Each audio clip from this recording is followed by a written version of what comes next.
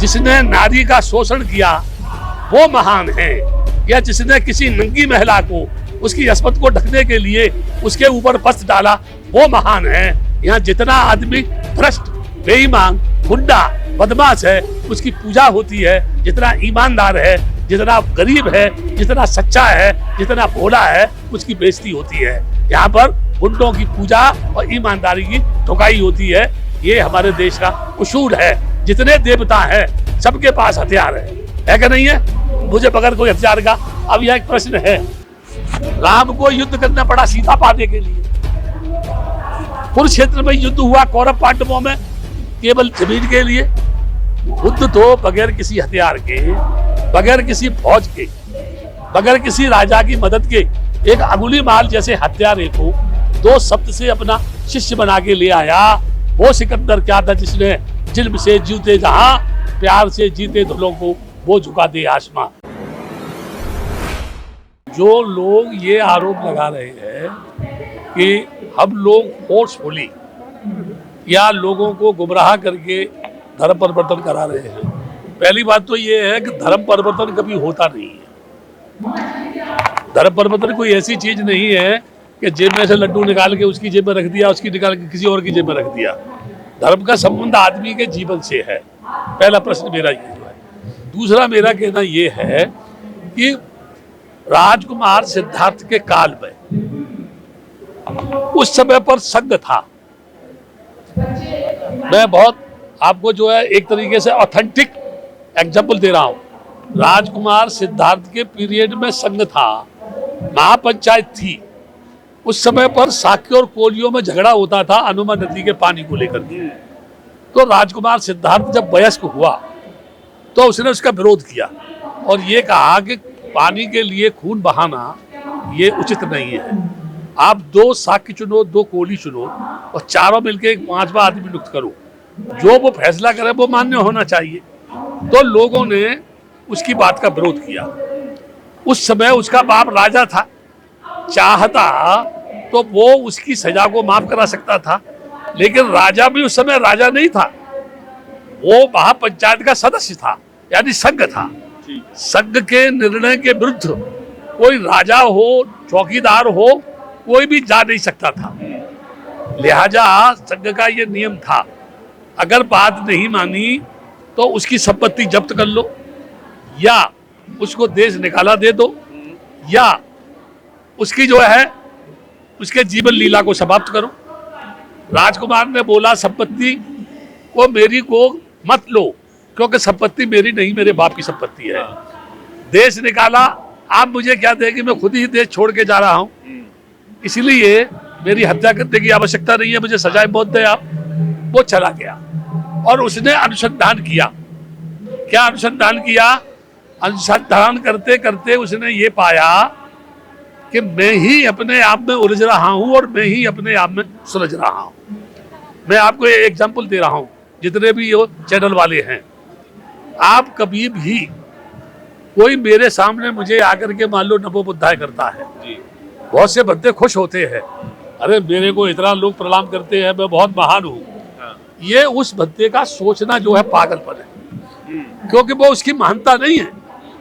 मेरा कर्म ही आदमी के जिस्म से प्रतिबिंबित होकर के टकरा करके जब मेरे पर ही आकर के प्रतिबिंबित होता है, तो मेरा कर्म ही मुझको झुक रहा है और मुझे ये लग रहा है कि वो आदमी मुझको झुक रहा है।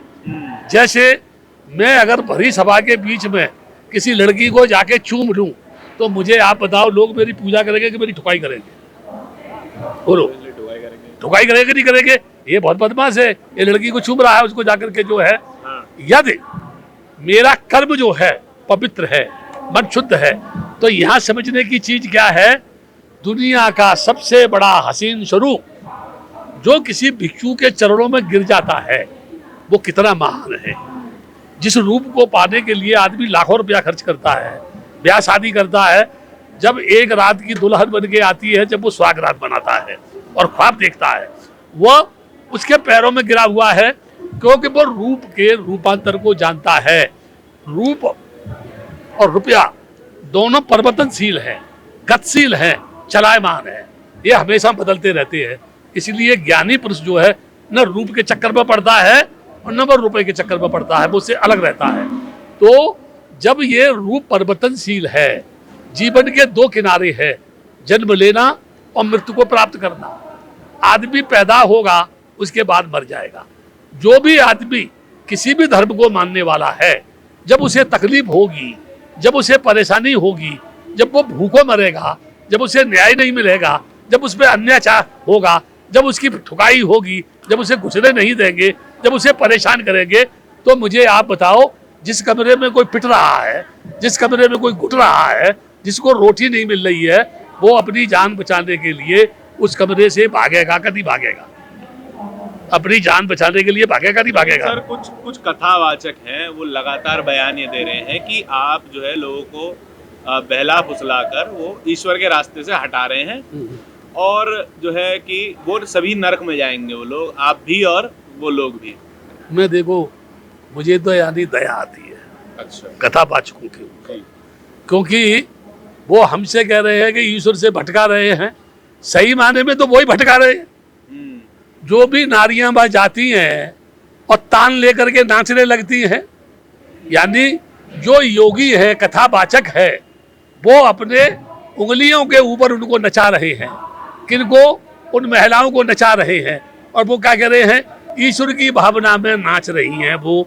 तो मैं लोगों से ये जानना चाहता हूँ, कोई दुनिया का योगी अगर गोपिकाओं के वस्त्रों को लेकर के पेड़ पर चढ़ जाए और कहे कि इस पानी के अंदर देवता का वास है जिसमें तुम नग्न नहा रही हो, इसलिए प्रायश्चित स्वरूप हाथ जोड़ करके ऊपर हाथ खड़े करो और मेरे सामने प्रायश्चित करो, तो मैं आपसे ये जानना चाहता हूँ, आखिर उसके मन में क्या है? वो हाथ जोड़ के ऊपर खड़ा करके उनको बोलना चाहता है पानी में खड़ी हो जाओ, वो तो ऑलरेडी पानी में नंगी है, और हाथ जोड़ करके जब ऊपर हाथ कर लेगी तो क्या देखना चाहता है? क्या उसके मन में है? मैं ये कहूँगा, जितने भी कथावाचक है उनमें से मुझे एक भी बता दे, यानी देवकी नंदन ही मुझे बता दे, क्या कभी उसकी कृष्ण कन्हैया से मुलाकात हुई? क्या कभी कृष्ण कन्हैया उनके पास आए? क्या वो राधा से कह गए थे कि मैं अभी आ रहा हूँ? बरसाने जाते समय बोले कि मैं अभी आता हूँ। वो राधा आज भी बैठी वृंदावन में, उसकी तलाश में बैठी हुई है, और वो कन्हैया आज तक नहीं आया। मैं ये जानना चाहता हूँ क्या है। एक एग्जाम्पल देना चाहता हूँ। शेष गणेश महेश जाहु निरंतर गामे, ताय अनाद अनंत अखंड अछेद अभेद सुभेद बतामे, नारद से मुन प्यास रहे पचे हारे तौप निपार न पामे, और ताय अहीर की छोहरिया चचिया पर छाछ पे नाच नचावे। यानी वो योगी राज कृष्ण, मैं देखिए उनकी प्रशंसा कर रहा हूँ, वो योगी राज कृष्ण जो अनंत हैं, अखंड हैं, जिसे छेद नहीं सकता, जिसे वेद नहीं पा सकते, जिसे पुराण नहीं पा सकती, जिसे नारद मुनि जैसे तपस्या करते थक गए उनको भी दर्शन नहीं हुए, वो कृष्ण योगी राज अहीरों की लड़कियों की एक बार खोच भर छाछ पे नाच रहे हैं। तो क्या वो छाछ के दीवाने थे, या वो गोपिकाओं के दीवाने थे, या वो योगी थे, या वो कर्म योगी थे, या वो निरंकारी थे, निरवकार थे, या वो साक्षात्कार थे, घट घट में व्यापक थे, हर घर में थे, रोम रोम में थे? तो क्या वो योगी चोर है? क्या वो योगी हत्यारा है? क्या वो योगी भ्रष्ट है? क्या वो योगी बदमाश है? क्योंकि वो तो रोम रोम के अंदर है, मगर उसके पत्ता नहीं हिलता है, मगर उसके जन्म नहीं लेता आदमी, मगर उसके कुछ होता नहीं है। वो कर्म करो तुम, दंड वो देने वाला है, रिक्शा मैं चलाऊंगा, पैसा वो देगा। अगर आज की इस थोड़ी पर आदमी चलेगा तो उसके बच्चे भूखे मर जाएंगे, है ना? इसलिए जितने कथावाचक है उनको ये डर है कि अगर महिलाओं को ज्ञान हो गया, दुनिया की कोई भी महिला हो, मैं आपके चैनल के माध्यम से कह रहा हूँ, कोई भी दुनिया की महिला किसी मंदिर में जाए, किसी भी देवी के पास जाए, किसी की भी पूजा करे, किसी भी योगी की कथा सुने, किसी की भी भागवत सुने, यदि वो अपने मन से अपने पति को अच्छे ढंग से भोजन बना के नहीं देती है, अपने पति से अपने मन से प्यार नहीं करती है, अपने मन से अपने पति के साथ जीने मरण का संकल्प नहीं लेती है, कोई भी नारी पति के सुख दुख में काम नहीं आती है, कोई भी पति पत्नी के सुख दुख में काम नहीं आता है, वो नारी किसी भी देवता की शरण में चली जाए, कोई भी दुनिया का देवता उसकी रक्षा नहीं कर सकता है। अगर कपड़ा लाके देगा, अगर पेट भर रोटी देगा, अगर प्यार करेगा, यदि मोहब्बत करेगा तो उसका पति करेगा, उसको चाहने वाला करेगा। कभी भी कोई ऊपर से देवी देवता आकर के उसको अपने गले का हार नहीं बनाएगा, ना ही कोई उसको साड़ी खरीद के देगा। लेकिन इस तरीके की बातों से तो आप उन सभी कथावाचकों का रोजगार छीन लेंगे ना। अगर मैं क्या लोगों छीन को रहा हूँ? आपकी बात समझ में आ गई तो रोजगार छीन जाएगा। मैं तो ये कह रहा हूँ वो और रोजगार करें। एक कहावत है, जी बुरे की प्रीत बुरी, जुए की जीत बुरी, कामनी के संग काम जागे ही काजल, काजल की कोठरी में लाग तू जतन कर, काजल का दाग भाई लागे ही लागे। उसे बचेगा कहाँ? किसी फिल्म का गाना है, आस निराश के दो रंगों में दुनिया तूने बसाई। आस और निराश, जहाँ आशा है वह निराशा है, जहाँ मैं है वह तू है, जहाँ राग है वह द्वेष है, जहाँ दुख है वह सुख है, जहाँ रात है वह दिन है, जहाँ आज है वह कल है। इसलिए मैं एक बात ये कहूँगा आपसे, कोई भी व्यक्ति दुनिया का किसी को भी गुमराह नहीं कर सकता है। सिर्फ ये बात कह के मैं एक बात खत्म करूँगा, जिसने नारी का शोषण किया वो महान है, या जिसने किसी नंगी महिला को उसकी अस्मत को ढकने के लिए उसके ऊपर वस्त्र डाला वो महान है। यहाँ जितना आदमी भ्रष्ट, बेईमान, गुंडा, बदमाश है उसकी पूजा होती है, जितना ईमानदार है, जितना गरीब है, जितना सच्चा है, जितना भोला है उसकी बेइज्जती होती है। यहाँ पर गुंडों की पूजा और ईमानदारी की ठुकाई होती है। ये हमारे देश का उसूल है। जितने देवता हैं सबके पास हथियार है कि नहीं है? मुझे बगैर कोई हथियार का। अब यह एक प्रश्न है, राम को युद्ध करना पड़ा सीता पाने के लिए। कुरुक्षेत्र में युद्ध हुआ कौरव पांडवों में केवल जमीन के लिए। बुद्ध तो बगैर किसी हथियार के, बगैर किसी फौज के, बगैर किसी राजा की मदद के एक अंगुलीमाल जैसे हत्यारे को 2 शब्द से अपना शिष्य बना के ले आया। वो सिकंदर क्या था जिसने जिल्म से जीते जहां, प्यार से जीते धुलों को वो झुका दे आसमां। दुनिया में जो इंसान से प्यार करेगा, जो इंसान के लिए जिएगा, जो इंसान के सुख दुख में काम आएगा, जो इंसान के मोहब्बत में अपनी जान तक कुर्बान करेगा, ऐसी दुनिया इतनी महान बनेगी जहाँ आदमी सुखी होगा, दुख नाम की कोई चीज नहीं होगी। बहुत शुक्रिया।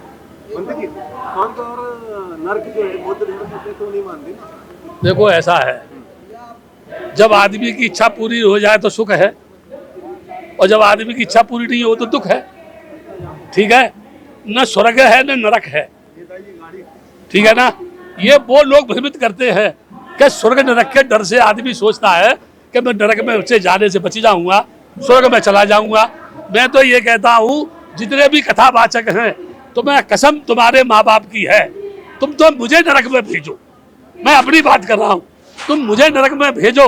अगर 24 घंटे में तुम्हारे देवताओं को नंगा करके मैं नरक के लोगों को स्वर्ग में नहीं घुसा तो मेरा नाम भलते आनंद नहीं। मैं सड़क पर लाके खड़ा कर दूंगा कि तुम यहाँ कुटो, यहाँ करो, और जो लोग नरक में हैं ये स्वर्ग में जाके रहेंगे। तुम जैसे बदमाशों का काम जमीन पर रहने का है, नरक स्वर्ग से अलग रहने का है।